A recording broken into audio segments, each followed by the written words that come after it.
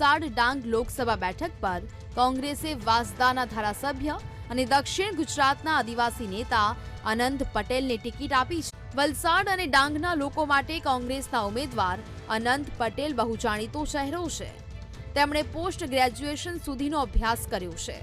તેઓ 2017થી વાંસદાના ધારાસભ્ય છે। આદિવાસી સમાજમાં સારું પ્રભુત્વ ધરાવે છે અને સામાજિક કામોમાં તેઓ હંમેશા આગળ રહે છે। વર્ષ 2004માં અનંત પટેલ કોંગ્રેસમાં જનમિત્ર તરીકે જોડાયા હતા।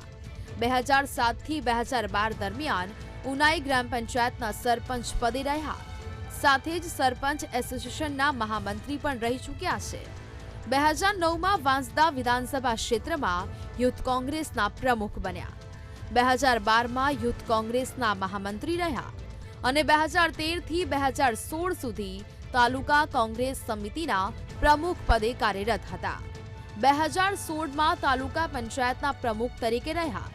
2017માં કોંગ્રેસે વિધાનસભા ચૂંટણીમાં ટિકિટ આપતા વાંસદા બેઠક પરથી ચૂંટણી લડ્યા અને ધારાસભ્ય બન્યા। 2022માં પણ વિધાનસભા ચૂંટણી લડ્યા અને જીત મેળવી। વલસાડ લોકસભા બેઠકની વિશેષતા પર નજર કરીએ તો ગુજરાતના છેડે આવેલી વલસાડ બેઠક અનુસૂચિત જનજાતિના ઉમેદવાર માટે અનામત છે। ઐતિહાસિક રીતે એવું પુરવાર થયું છે કે વલસાડ બેઠક જીતે એ કેન્દ્રમાં સરકાર બનાવે છે। વર્ષ 2004 અને 2009ની લોકસભા ચૂંટણી કોંગ્રેસના કિશન પટેલે જીતી હતી અને કેન્દ્રમાં યુપીએની સરકાર બની હતી।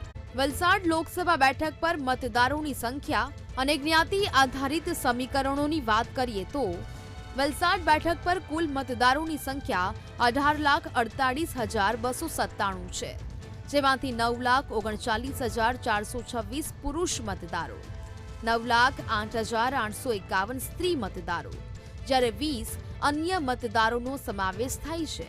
કુલ મતદારોમાંથી 20.2% ઢોળિયા પટેલ, 15.1% કુંકણા, 15.4% વારલી, 8.5% કોળી પટેલ, 5.8% માંગેલા, 4.4% બક્ષીપંચ અને 5.7% ખ્રિસ્તી, 8.7% બિન ગુજરાતી, 4.1% મુસ્લિમ, 4.5% દેસાઈ એટલે કે અનાવિલ બ્રાહ્મણ, જ્યારે કે 10% અન્ય જ્ઞાતિનો સમાવેશ થાય છે।